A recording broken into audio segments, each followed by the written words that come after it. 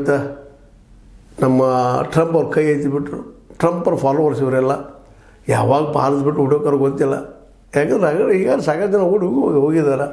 ಇನ್ನು ಅದಾನಿ ಅಂಬಾನಿ ಅವ್ರು ಏನು ಮಾಡ್ಬೋದು, ಅವ್ರಿಗೆ ಸಾಧ್ಯದಲ್ಲ ಎಲ್ಲ ಇಂಪ್ರೂವ್ಮೆಂಟ್ ಮಾಡೋಕ್ಕೆ ಅನ್ನೋದು ಇವತ್ತು ಪ್ರಶ್ನೆ ಅದ. ಯಾಕೆ ಮಾತನ್ನು ಹೇಳ್ತಾ ಇದ್ದೀನಿ ಅಂದರೆ, ಯಾರಿಗೂ ಸಾಧ್ಯ ಆಗದಂಥ ಈ ಮೀಸಲಾತಿಯಲ್ಲಿ ಈ ಒಂದು ಹಂತಕ್ಕೆ ತಂದು ನಿಲ್ಲಿಸಿದ್ದಾರೆ. ಇವತ್ತು ನೀವು ತಿಕ್ಕಾಡಿದ್ರಪ್ಪ ಅಂತಂದ್ರೆ ಮತ್ತು ಅದೇ ಹಾಡ ಅದರಾಗ. ಇಂಥ ಸಂದರ್ಭದಲ್ಲಿ ಸಂಯಮದಿಂದ ವಿಚಾರ ಮಾಡಬೇಕಾದ್ರೆ ಸ್ಟ್ರೈಕ್ ಮಾಡ್ತಾಯಿದ್ದೀರಿ, ಬೇಡಿಕೆ ಇಡ್ತಾಯಿದ್ದೀರಿ, ಹೌದು ಅನ್ಯಾಯ ಆಗ್ಯದ, ನಿಮಗೂ ಅನಿಸ್ತದ, ಯಾರಿಗಾದರೂ ಅನಿಸ್ತದ. ಅದು ಪರಿಹಾರ ಹೆಂಗೆ ಮಾಡೋದು? ಮತ್ತೆ ಕಮಿಷನ್ ಮಾಡು, ಮತ್ತೆ ಮುಂದೆ ಹಾಕೋದು, ಮತ್ತೆ ಕಮಿಷನ್ ಮಾಡು, ಮತ್ತೆ ಮುಂದೆ ಹಾಕೋದು. ಇದು ಮಾಡೋದ್ರಿಂದ ತಾತ್ಕಾಲಿಕ ನಿಮಗೆ ಲಾಭ ಅನಿಸಿದ್ರು ಸಹಿತ ದೀರ್ಘಕಾಲೀನವಾಗಿ ಇದು ನಿಮಗೆ ವೈರಿನ. ಯಾಕಂದರೆ ಈಗ ನಿಮ್ಮ ಸುರಾದ್ರು ಅವ್ರು ಸ್ಟ್ರೈಕ್ ಮಾಡ್ತಾರೆ, ಅವ್ರು ಸುರಾದ್ರು ನೀವು ಸ್ಟ್ರೈಕ್ ಮಾಡ್ತೀರಿ. ಎಡಗೈ ಬರಗದವ್ರು ಹಿಂಗೆ ಸ್ಟ್ರೈಕ್ ಮಾಡೋದು ಹೋದ್ರೆ ಪರಿಹಾರ ಸಿಗುವುದಿಂದ ಎಲ್ಲರಿಗೂ ಉದ್ಯೋಗ ದೊರೆಯುವುದಂಗೆ ಏನದ ಒಟ್ಟು ಒಳಮರ್ಮ. ಇದನ್ನು ನೀವು ಸ್ವತಃ ಕೂತ್ಕೊಂಡು ಡಿಸ್ಕಷನ್ ಮಾಡಿರಿ.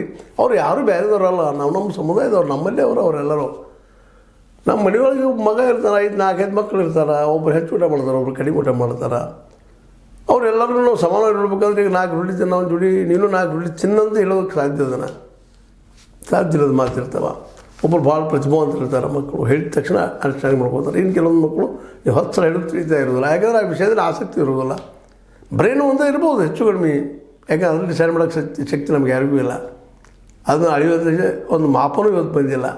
ಹೀಗಾಗಿ ಪ್ರತಿಭೆ ಬೇರೆ ಕ್ಷೇತ್ರದಲ್ಲಿ ಇರ್ಬೋದು ಅವ್ರದ್ದು.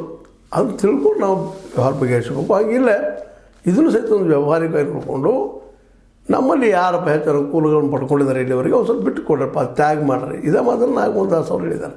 ತ್ಯಾಗನೂ ಕಲಿಬೇಕಾಗ್ತದಂತೆ. ಮತ್ತು ಅಂಬೇಡ್ಕರ್ ಅವ್ರು ಬಯಸಿದ್ದು